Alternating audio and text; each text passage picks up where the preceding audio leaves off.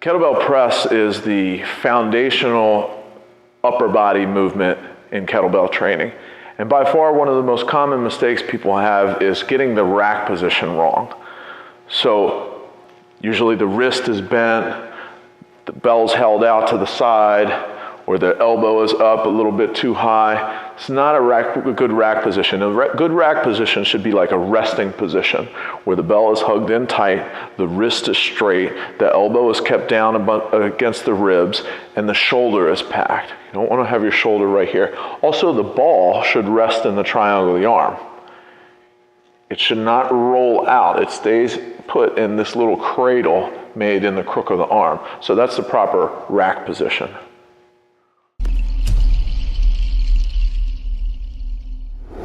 The second biggest mistake people make in the press is in the overhead position. It's just an improper overhead position. The wrist is bent, the elbow is bent, the arm is held out to the side. You want to line your overhead position up best with your center of gravity. So the elbow remains straight, the wrist remains straight, the bicep is close to the ear, and everything lines up. Use your skeleton to support the weight, not your muscle.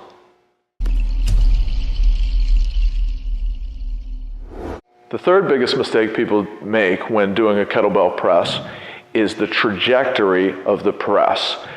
You want the forearm to remain vertical throughout the entire lift. Whenever the elbow gets from underneath of the wrist and the forearm is no longer vertical, it's going to make it infinitely more harder. You go from the rack position with a vertical forearm the entire way up to the overhead position, and it makes it a much smoother transition.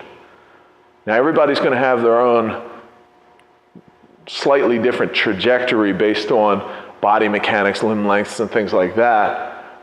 But one thing's for certain is that the forearm needs to remain vertical from start to finish.